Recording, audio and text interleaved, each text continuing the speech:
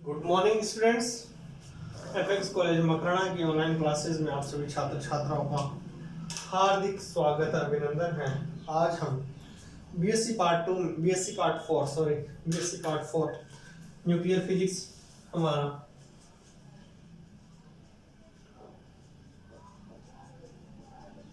हम पढ़ेंगे आप क्लासिफिकेशन ऑफ न्यूक्लियस।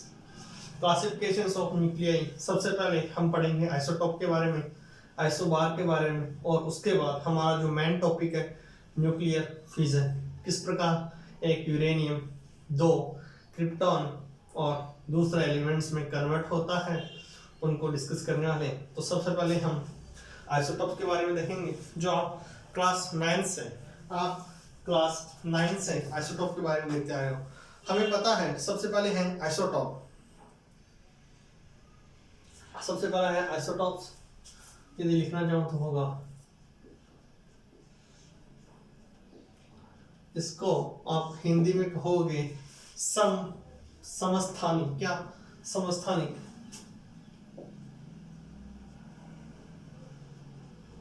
क्या कहोगे? समस्थानिक। देखो नाम से क्लियर है, समस्थानिक। समस्थानिक अर्थात पीरियोडिक टेबल में किस पर है? समान स्थान पर। किसमें? समान स्थान पर। किस पर? समान स्थान। पीरियोडिक टेबल में जो स्थान का निर्धारण करने वाली चीज है वह है प्रोटॉन या नंबर ऑफ प्रोटॉन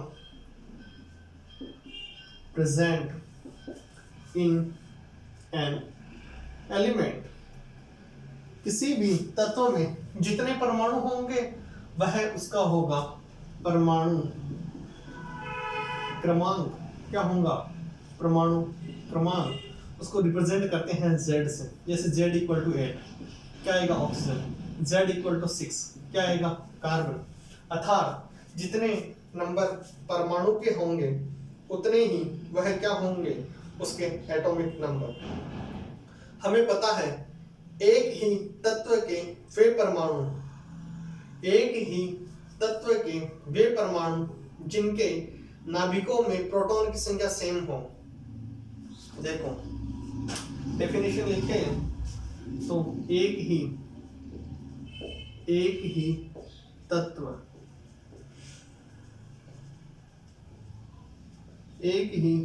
तत्व के वे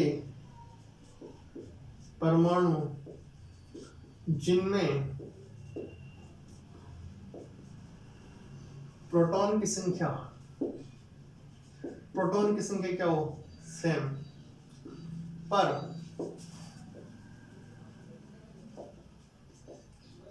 द्रव्यमान संख्या अलग अलग हो, उसे क्या कहेंगे आप? उसे कहोगे आप आइसोटॉप्स। क्या कहोगे? आइसोटॉप्स। आइसो का मतलब बराबर, टॉप का मतलब उनकी पोजीशन। ऐसे परमाणु, ऐसे तत्व जिनमें प्रोटॉन की संख्या सेम हो लेकिन परमाणु क्रमांक सेम हो, लेकिन जो द्रव्यमान हो वो क्या हो? डिफरेंस। द्रव्यमान को रिप्रेजेंट करते हो आप ए से। ए इक्वल टू क्या होता है? A equal to proton plus neutron. अर्थात आइसोटॉप में क्या होगा? आइसोटॉप में आपके प्रोटॉन तो सेम होंगे, जैसे carbon C12, carbon C612, carbon C14। जो C14 है वह कार्बन डेटिंग अर्थात जीवाश्मों की उम्र निर्धारण का कार्य C14 के द्वारा किया जा सकता है। यूरेनियम है, कोबाल्ट का यूज हम कैंसर के ट्रीटमेंट में करते हैं। इस प्रकार जो समस्थानिक है उनका एक अलग से महत्व है। समस्थानिक मतलब उनका पीरियोडिक टेबल में स्थान क्या है? स्थान का निर्धारण किससे होता है? प्रोटॉन से। और प्रोटॉन क्या है? सेम है। सबसे पहला समस्थानिक पढ़ा आपने। समस्थानिक के बारे में आपने देखा समस्थानिक अर्थात प्रोटॉन की संख्या सेम है लेकिन न्यूट्रॉन की संख्या अलग हो सकती है। एग्जाम्पल है, कुछ एग्जाम्पल का हम डिस्कस करेंगे। तो वह कुछ इस प्रकार से है। हाइड्रोजन सबसे पहला लेकिन hydrogen H1, H2 and hydrogen में 3 आयन हो, एटम हो ट्रीटियम। क्या कहेंगे ऐसे oxygen O2 and O3। Oxygen gas. तीसरा क्या है ओजोन। ओजोन क्या है, यदि ऑक्सीजन में किसी एक सिंगल एलिमेंट O को मिला दिया जाए तो क्या बनेगा O16 O18 O16 17 18 O16 17 और 18 16 17 और 18 ऊपर आता है आपके एटॉमिक मास, नीचे आता है इधर लिख दूं मैं A, यदि मैं लिखूं X, यहाँ पर आता है A, यहाँ पर आता है Z। ये क्या है मास, ये क्या है नंबर। ठीक है, यदि हम यूरेनियम के लिखें, यूरेनियम कितना आता है 235 और 238। यूरेनियम के लिए लिखें यूरेनियम 235, यूरेनियम 238 कितने नंबर पे आता है, दोनों में 92 नंबर पर। एटॉमिक पीरियोडिक टेबल में दोनों 92 नंबर पर आते हैं। क्लोरीन, क्लोरीन के दो समस्थानिक होते हैं। क्लोरीन आता है 35, क्लोरीन आता है 37, क्लोरीन आता है आपके 17 नंबर पर। इसका जो एटॉमिक मास लेते हैं वह लेते हैं 35.5। क्या 35.5।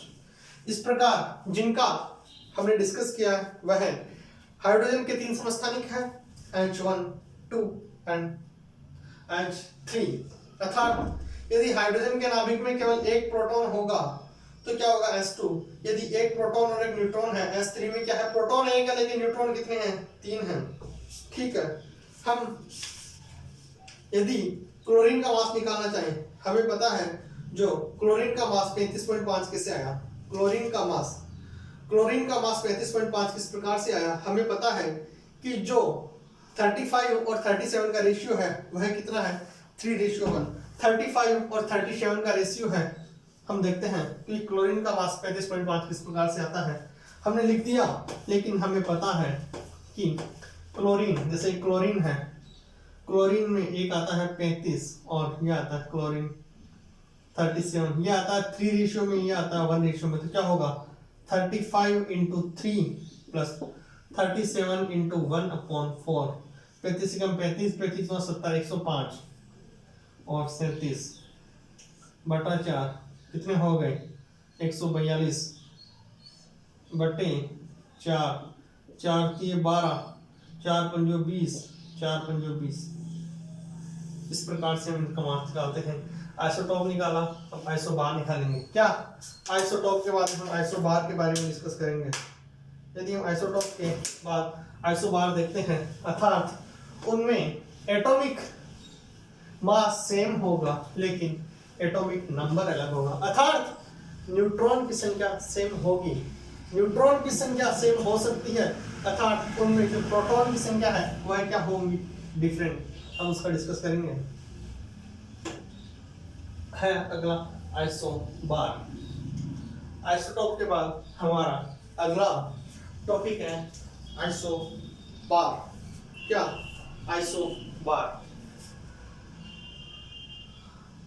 हिंदी में कहेंगे समभारिक। क्या समभारिक, अर्थात उनमें ए क्या होगा, ए सेम होगा, ए क्या होगा सेम होगा, Z will be different, Z क्या होगा डिफरेंट होगा।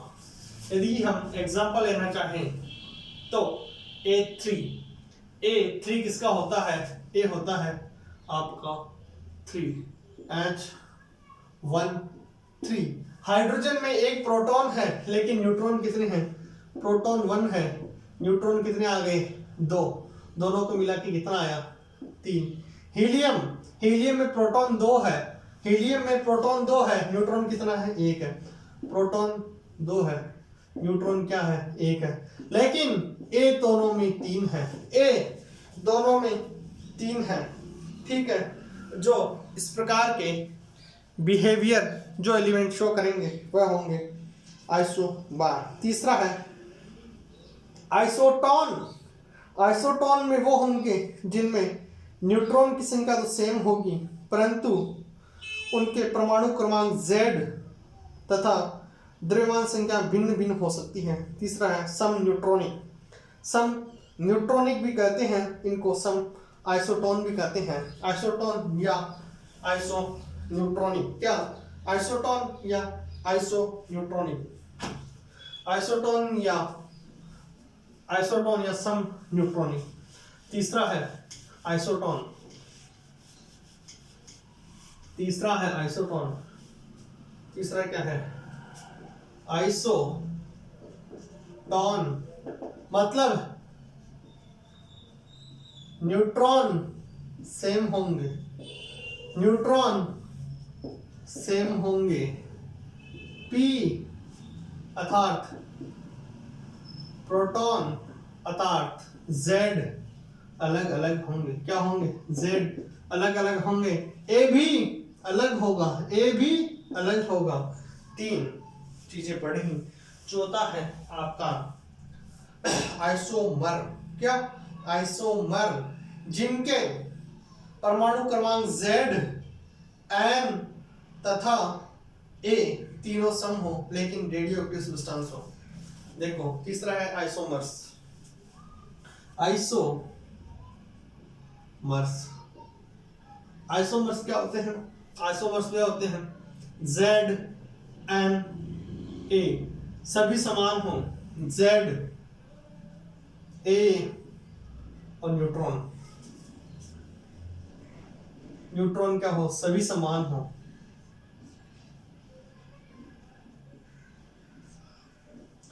सभी समान हो लेकिन अपना बिहेवियर किस प्रकार का शो करेंगे? वह अपना बिहेवियर जो रिप्रेजेंट करेंगे वह रेडियो एक्टिव होंगे। क्या होंगे? Radio active. जैसे कोबाल्ट 60, कोबाल्ट 60M और कोबाल्ट 60, जैसे कोबाल्ट 60M और कोबाल्ट 60 दोनों क्या है? अलग अलग है। ए भी जेड भी सेम है, ए भी सेम है, न्यूट्रॉन भी सेम है, लेकिन कैसे हैं? Radio active. अगला है मिरर न्यूक्लियाई, मिरर न्यूक्लियाई वे नाभिक जिनमें प्रोटॉन की संख्या दूसरे नाभिक में न्यूट्रॉन की संख्या के बराबर हो तथा न्यूट्रॉन की संख्या दूसरे में प्रोटॉन के बराबर हो। जैसे सी, जैसे हम लेते हैं कार्बन, कार्बन कितने नंबर पे आता है? कार्बन आता है 6 नंबर पे, इसमें आता है 13 नंबर पे। इसमें जस्ट उल्टा होगा, कैसा होगा? ये 7 होगा, ये 13 होगा, ये क्या होगा? 7 होगा, 13 होगा। अर्थात जिनमें प्रोटॉन की संख्या, जिसमें इसकी प्रोटॉन की संख्या, इसकी प्रोटॉन की संख्या इसके न्यूट्रॉन की संख्या के बराबर होगी, इसके न्यूट्रॉन की संख्या इसके प्रोटॉन की संख्या के बराबर होगी, उनको कहेंगे हम मिरर न्यूक्लियाई। अगला, यदि मिरर न्यूक्लियाई को हम रिप्रेजेंट करें stable nuclei and unstable nuclei, वे नाभिक जिनमें प्रोटॉन और न्यूट्रॉन की संख्या हमेशा चेंज परिवर्तित होती रहती है। क्या होती है? परिवर्तित होती रहती है, तो उन्हें कहेंगे हम अस्थायी। और जब संख्या सेम होगी हमेशा तो वह कहेंगे स्टेबल न्यूक्लियाई। क्या कहेंगे? Stable nuclei. आज हमने 4 चीजें पढ़ी। सबसे इंपॉर्टेंट आइसोटॉप, आइसोटॉप में क्या पढ़ा? आइसोटॉप वह है जिसमें प्रोटॉन सेम हो, न्यूट्रॉन अलग हो। दूसरा आइसोटोन, कौन सा? Isotone, isotope, isobar. आइसोबार क्या होते हैं? न्यूट्रॉन की संख्या सेम होगी लेकिन प्रोटॉन की संख्या सेम नहीं होगी। आइसोटोन पढ़ा। उसके बाद में मिरर न्यूक्लियाई पढ़ा। एक में प्रोटॉन दूसरों के न्यूट्रॉन के बराबर है। इसके प्रोटॉन कितने हैं? कार्बन में, कार्बन में प्रोटॉन 6 है, इसमें कार्बन के न्यूट्रॉन कितने हैं? 6 है। इसके प्रोटॉन इसके न्यूट्रॉन के बराबर। उसके बाद पढ़ा स्टेबल न्यूक्लियाई। स्टेबल न्यूक्लियाई का मतलब है जिसमें एटॉमिक मास चेंज होता रहे वह तो होगा अनस्टेबल, और जिसमें एटॉमिक मास चेंज नहीं हो वह होगा स्टेबल न्यूक्लियाई। हम अगली क्लास में टॉपिक को कंटिन्यू करेंगे। मैं आप सभी छात्र छात्राओं का अगेन बहुत बहुत आभार व्यक्त करता हूँ and again thank you so much.